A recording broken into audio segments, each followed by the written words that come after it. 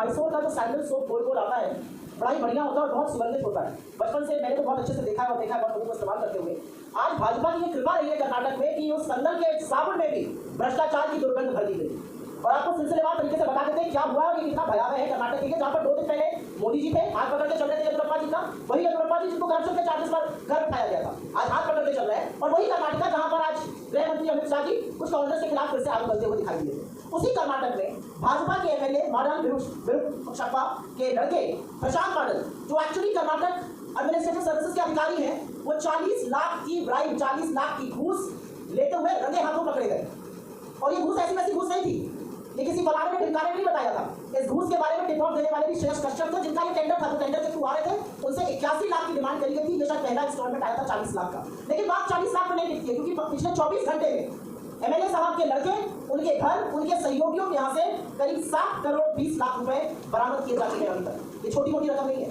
ये टेंडर को लेकर जो हेराफेरी होती है, जिसको पेसीएम सरकार कहा जाता है, ये उनकी असलियत है। और इस सरकार की असलियत बताना इसलिए जरूरी है क्योंकि हमने इनको 40% कमीशन वाली सरकार कहा तो बड़ी आपत्ति हुई, लेकिन ये हमारे शब्द नहीं थे। ये कर्नाटक की कॉन्ट्रैक्टर एसोसिएशन, जो रिकॉग्नाइज्ड संस्था है कर्नाटक सरकार की, उन्होंने लिखित में प्रधानमंत्री मोदी को ये लिख कर दिया है कि कर्नाटक के हर कॉन्ट्रैक्ट में 40% कमीशन देना पड़ता है। 2 लोगों ने आत्महत्या तक करी है तंग आकर, और आत्महत्या करने वालों में कांग्रेस के कार्यकर्ता नहीं थे। आपको याद होगा संतोष पाटिल जी का नाम, बड़े कमिटेड भाजपा के कार्यकर्ता थे, उन्होंने कुछ काम किया, उनसे भी 40% कमीशन वसूल किया गया। उन्होंने भी प्रधानमंत्री को चिट्ठी लिखी और अंदर तो गद्दा उन्होंने खुदकुशी कर ली। ईश्वरप्पा जो पीडब्ल्यूडी के मंत्री होते थे, उनको आनंद पालन में हटाया गया था, फिर इन्होंने ही क्लीन चिट देकर वापस ईश्वरप्पा जी को मंत्री बना दिया। ये असलियत है सरकार की 40%। और कमिश्नरों को गिनाने पर आ जाओ, और स्कैमों को गिनाने पर तो पीएसआई का स्कैम हुआ है, मोलासिस का स्कैम हुआ है, लेबर डिपार्टमेंट का स्कैम हुआ है, तमाम ऐसे स्कैम हुए हैं जिससे कर्नाटक सरकार गिरी हुई है। ये कर्नाटक ही है जहां पर सड़कों पे गड्ढे नहीं है, गड्ढों में सड़क ढूंढनी पड़ रही है इन सारे स्कैमों के चलते।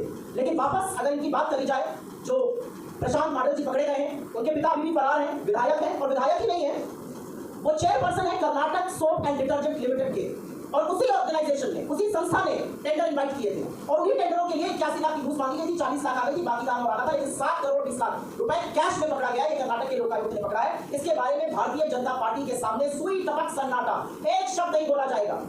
जो करप्शन की बड़ी बड़ी बातें करते हैं, ना अडानी कहा बोलते हैं, ना भ्रष्टाचार का अफवाह बोलते हैं, एक शब्द आपको बीजेपी के कार्यकर्ताओं से, बीजेपी के नेताओं से, बद्रीनाथ प्रवक्ताओं से, गृह मंत्री से, प्रधानमंत्री से नहीं सुनाई देगा। आप सुनने में आता है कि भाई रेड्डी जी, जिनके खिलाफ तमाम भ्रष्टाचार के चार्जेस हैं, जिनका हाथ पकड़ के प्रधानमंत्री चल रहे हैं, वो अब कैंपेन कमेटी के भी चीफ बना दिए जाएंगे। तो जब चुनाव आता है तो भ्रष्टाचार एक तरफ, लेकिन असलियत जो है वो ये बयान कर रही है कि लोगों ने खुदकुशी करी है, लोगों की जान चली गई है, लेकिन कमीशन पे कमीशन खाया जा रहा है। अगर 40% कमीशन 81 लाख रुपए था तो कितने का टेंडर था, ये हम सब लोग कैलकुलेट कर सकते हैं। और टेंडर का पैसा लेने वाले उस डिपार्टमेंट के हेड के सुपुत्र थे।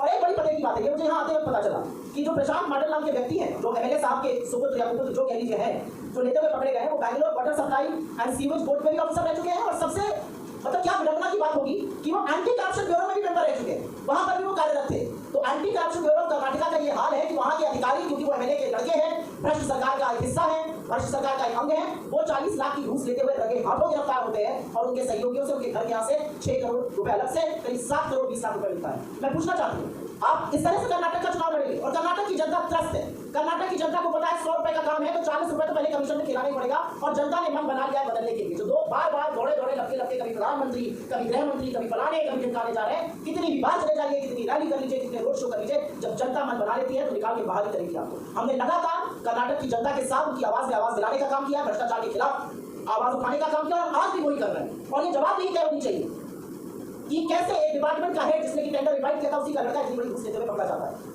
आपके सवालों का स्वागत है, दोनों स्रोतों पर पहले